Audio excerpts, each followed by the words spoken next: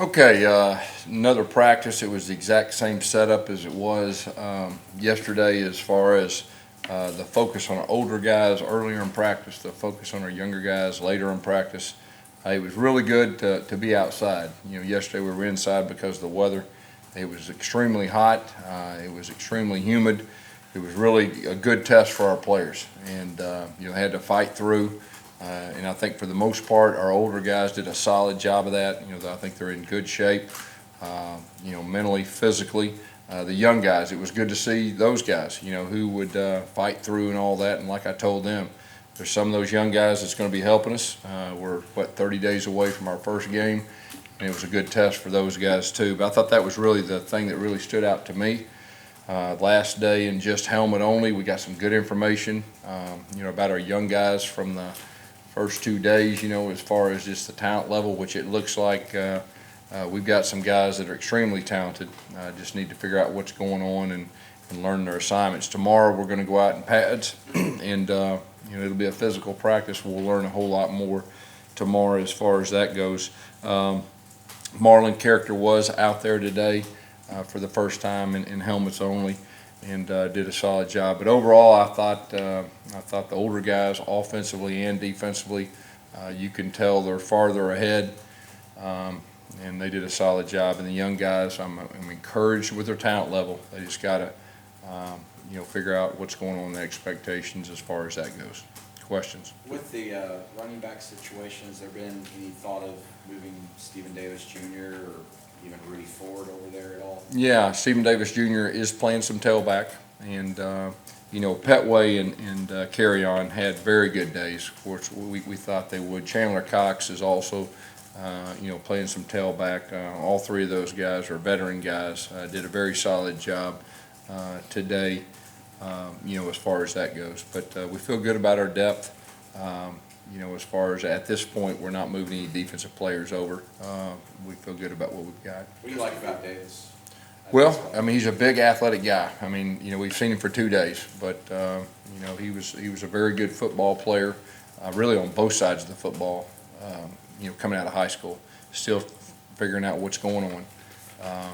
But he's a big guy that can run. So after we get in pads a little bit, we'll have a little more information as far as he goes. What other position are you looking at him to play on the other side of the ball? Well, right now he's playing running back. So I think the defense would take him at safety. I know we were talking about safety. We decided to put him at running back first, and we'll give him a chance to do that, and we'll see how it goes. Gus, where does Cameron Martin kind of fit into the hierarchy there? Yeah, Cameron Martin's got a lot of talent, and he's a guy that really the last 2 days he stood out. When we got him here, we knew he was a special type talent. It's just a matter of how quick he can figure it out. But he's extremely quick. He's got a lot of natural things to him, and he's a real attention to detail guy. It's real important to him. So that's encouraging.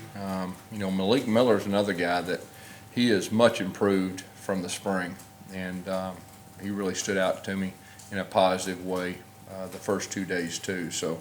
We got some guys battling out. That competition's always going to be good, but I would say the two older guys in Petway and Carry-On Johnson, and really probably Chandler Cox. They were all very, very good today. With Carry-On, his versatility at SEC Media Days. Do you want to now limit him with kick returns and maybe some of the wildcats? No, you think about Trey Mason when he returned kickoffs for us. As far as that goes, Carry-On Johnson was one of the better kickoff return guys in our league last year, along with Rudy Ford. So we still expect him to do that. Because when Javon says that everything about the coaching staff isn't what it seems, that he never had a real relationship with you, how do you react? How do you feel about that? Yeah, all I'm going to talk about the guys that are on our team. He's no longer on our team. Is Marshall Taylor's absence related to Javon's dismissal? No, Marshall Taylor's taking care of some stuff, and that's separate, and that's just with him. Is he still part of the program, Gus, Marshall Taylor? As of right now, he's taking care of some personal business. We'll see what happens, like I told you yesterday. Okay. Gus, Carry On, how does he look? How is he carrying that additional weight? Because he's a whole lot bigger than he was last year. Yeah, he's stronger. He's put on a lot of muscle. He's still just as quick. Could be a little faster. And anytime you're a true freshman, that first full year really helps. And even though he didn't go through spring, he was still able to train. And, he's got a year under his belt of knowing what's going on, and he's just a more confident player. What differences are you seeing in the quarterbacks, in the last couple of days as opposed to in the spring? They're more confident. They're more attention to detail. They know when they do something wrong, they can correct themselves. There's great competition. All three of those guys are rolling up their sleeves and they're competing, trying to win the job. But I would say they're much improved from the spring. But we expected them to do that, and so it'll be a good competition. Gus, has Nick Coe, Marlon Character, and Steve Davis all been cleared by the NCAA, 100%? Yes, yeah, they're here, ready to go. 3 years in a row now, 100% Yeah. guys qualified. What does that mean to you personally? Well, I think it says a lot about the guys we're recruiting. I think it says a lot about their family. I think it says a lot about our coaching staff, as far as going after those type guys. And so I think that's a real positive and encouraging thing. Take a few more. Gus, what have you seen out of TJ Neal, just his ability to come here and get Yeah. involved? He's a veteran guy. He picks up things quick. I'm curious to see him in pads. He's one of those guys that, if you watch when he was at his previous school, he's a physical guy and really did a good job of playing in the box. But he's a veteran guy. He picks up things quick. He can make adjustments. So we'll be curious to see how he does once we get in pads. Linebacker's always a leadership spot. What have you seen out of Trey Williams? Yeah. And kind of carry Yeah, Trey Williams is really our leader out there at linebacker. He's one of our defensive leaders too, and one of our team leaders. And I just think he's in a great spot. You think about Trey, I think of character. He's a hard worker. He's got great character. He's got football IQ. He's one of those guys when he gets out on the field, he plays faster and just raises level and leads by example. So, he's one of our defensive leaders, and feel very good about, him leading the defense. Gus, last year, Carry-On had that slot receiver type role as well. So with that tailback responsibility now, who fills that role maybe on this team early on?